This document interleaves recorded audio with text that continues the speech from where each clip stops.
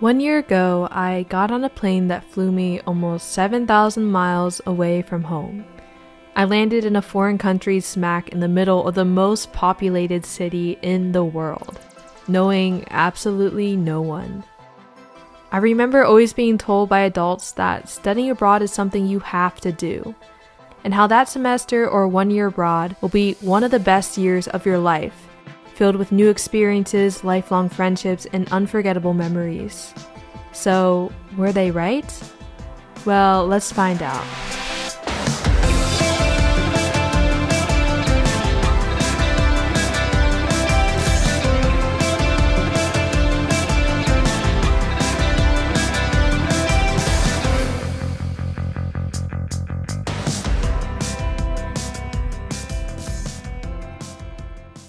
Chapter 1. Hello, Japan. I arrived in Tokyo in mid-September 2023.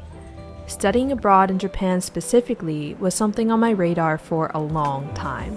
I am half Japanese and I visited Japan multiple times growing up and absolutely loved it. But I don't really speak the language despite taking some Japanese classes.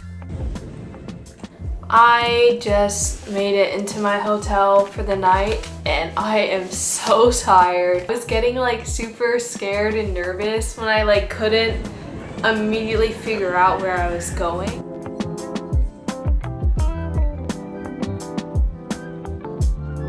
So arriving in Tokyo alone without my dad's help to translate everything was a bit nerve-wracking. I remember having multiple freak-out sessions at the airport where I would have to just sit down, try to relax, and remind myself everything was going to be okay. It probably took me at least an hour outside of the airport before I finally worked up the courage to call a taxi to get to my dorm.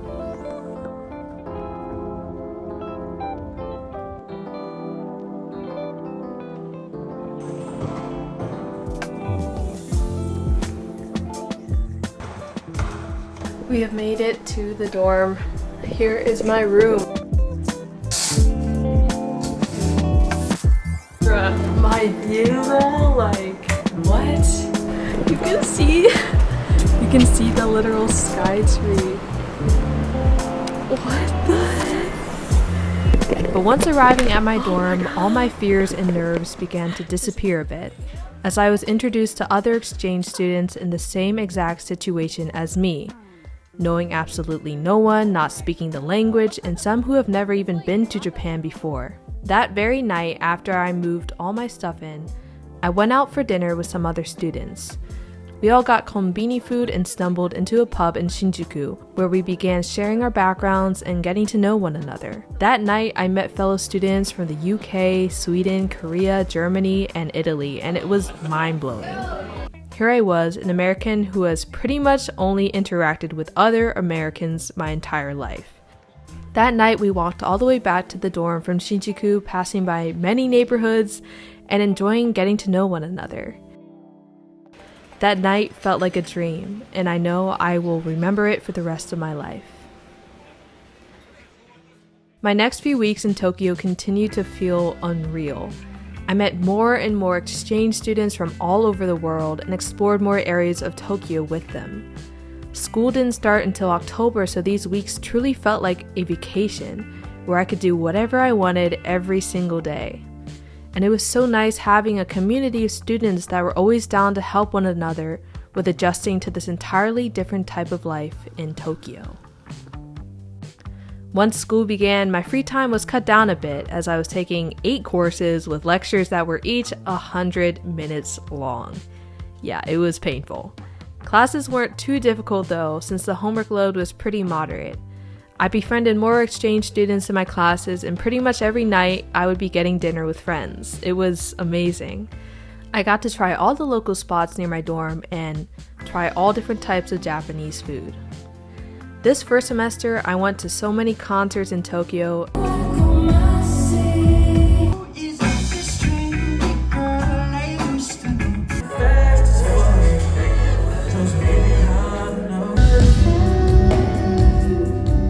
Experienced the nightlife all the way through 5 a.m. went cafe hopping,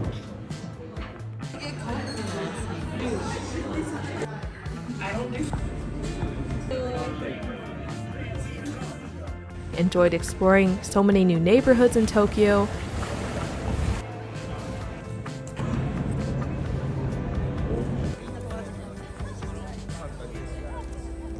and I was a part of 2 large friend groups that were always planning some fun excursion every single week.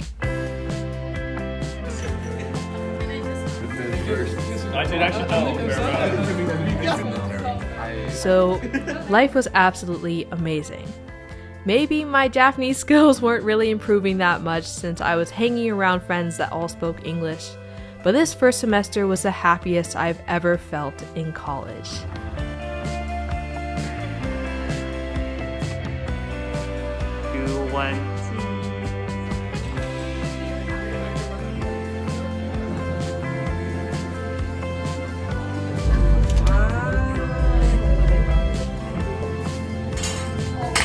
Yeah, that's good. Why? Oh, you're so cute. The lighting. It was like I became part of a huge family where everyone was open-minded, adventurous, and just happy to get to know one another. It was unlike anything I've ever experienced before.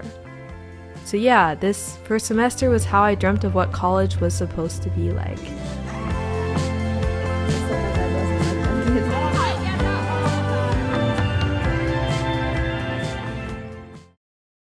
Chapter 2: Betrayal. Fast forward to early February on the last day of finals, and everything changed. That night was supposed to be a night of my friends celebrating the end of the semester and saying goodbye to those leaving.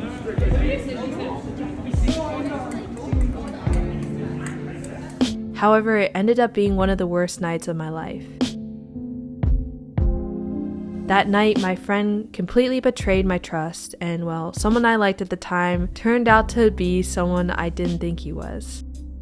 That night, I felt shattered. I felt mistreated. I felt insecure. I felt stupid and naive. This whole first semester in Tokyo, I thought I was making lifelong friendships, and I was becoming a more confident individual. I thought I was finally beginning to understand myself. But I was wrong. The weeks that followed that night felt like a blur looking back at them months later. I was in an extremely low point mentally. I kind of went through my days on autopilot mode. I spent every weekend partying with my friends, trying to forget what happened, but of course it never worked. I was left feeling even more down about myself. During this time, I wasn't exactly sure why this betrayal of trust from 2 individuals hurt me so much. I only knew them for a few months at the time, and it wasn't like they were my super close friends. Looking back on the situation now, I realized that I was so crushed because I thought I was making better judgment calls with friendships. I thought I was done people-pleasing. While I was trying to begin processing everything, the thing I wanted most at the moment was to just get out of Tokyo. Chapter 3: Healing. Around mid-February, I thankfully already had a trip booked to go to Australia with a friend, so it came at perfect timing to leave behind the slump I was in Tokyo. I told myself going into this trip that I was going to do whatever I can to enjoy myself and have new experiences, and that is exactly what I did. My 2 weeks in Australia were filled with so much exploration, self-discovery, relaxation, and healing. It was everything that I desperately needed. I actually made a whole video about my experience in Australia as well. But like I said, this trip was amazing. I woke up early many days to walk around Sydney or along the beaches up the coast of Eastern Australia. I explored many walking trails, hikes, and spent most of my days outside. I enjoyed living in the moment, and although I tried to forget about the past, I actually found that Australia was the perfect place to kind of reflect on everything that happened and learn from it. I tried to think on the bright side about what happened back in February, and no matter how crushing it was, it made me a stronger person. Soon after coming back from Australia, I decided to do a bit of solo traveling around Japan as well. I originally was going to go with some friends, but I felt like I still needed some time to myself to really heal and better understand who I was.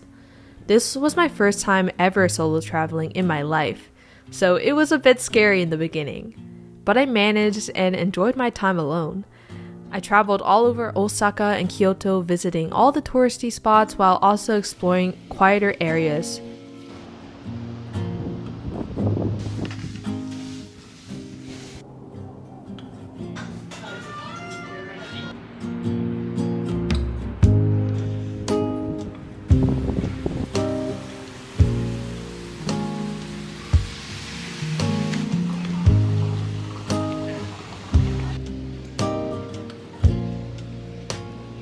One day I hiked up a huge mountain called Mount Hiei, I think I'm saying that right, outside of Kyoto. It took over 2 hours on the way up, and there were barely any people on the trail. But I absolutely loved being alone up there on the mountain. It felt surreal.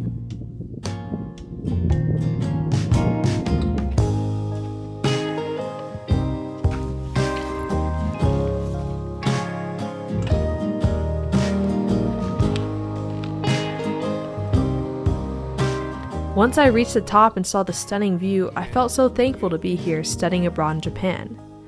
My poor experience with just 2 people in February clouded my judgment and made me lose sight of how lucky I was to be in this wonderful country. I thought about how many of us go through life in our little bubble, overthinking about the smallest of conflicts or inconveniences, when a lot of us could benefit from reminding ourselves that the world is huge and our life is full of endless experiences and possibilities, some good, some bad, but in order to keep on moving throughout life the right way, we need to keep our head up even when things go south.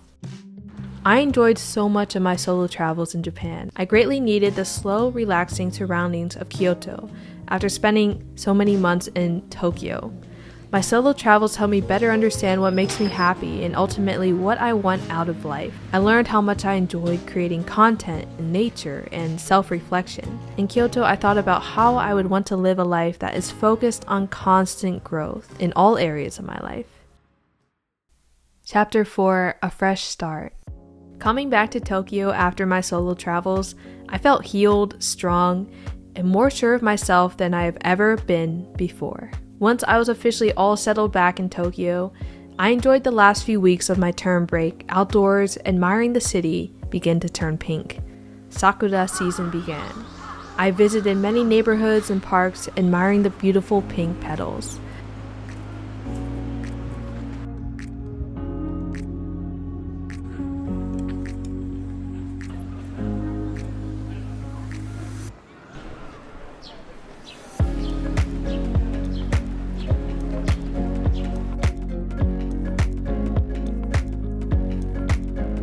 I also felt more comfortable going out in the city by myself. I visited many cafes in the area and started my YouTube channel. Once school started up again, I reconnected with my friends and I went into my last semester in Japan with the mindset that I would like to make the most of my time here. I would continue to have fun new experiences, meet new people, and try to take things a little less seriously.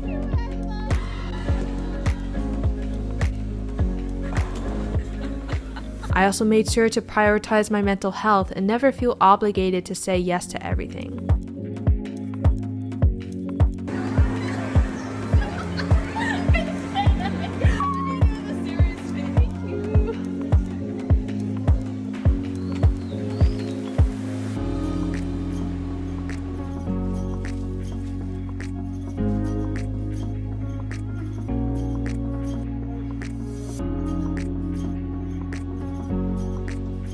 My recovery period traveling taught me that I'm never missing out on things if I truly do what I love and make sure to prioritize it. This last semester flew by, and before I knew it, I had only a few weeks left in Japan.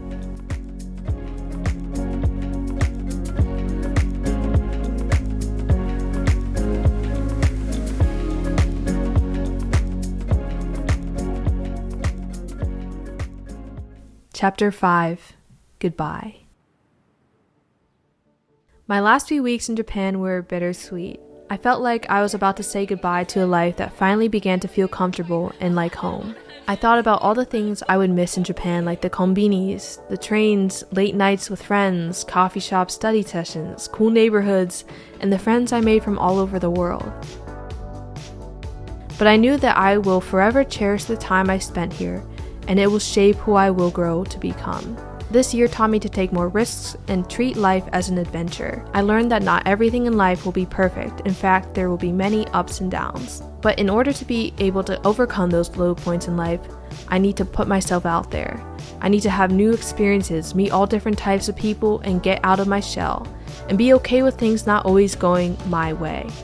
It is funny to think about how, despite this being my 3rd year of college, I felt this was the first year of college that actually changed me and where I saw the most growth. This year helped me better understand who I was and what life is all about.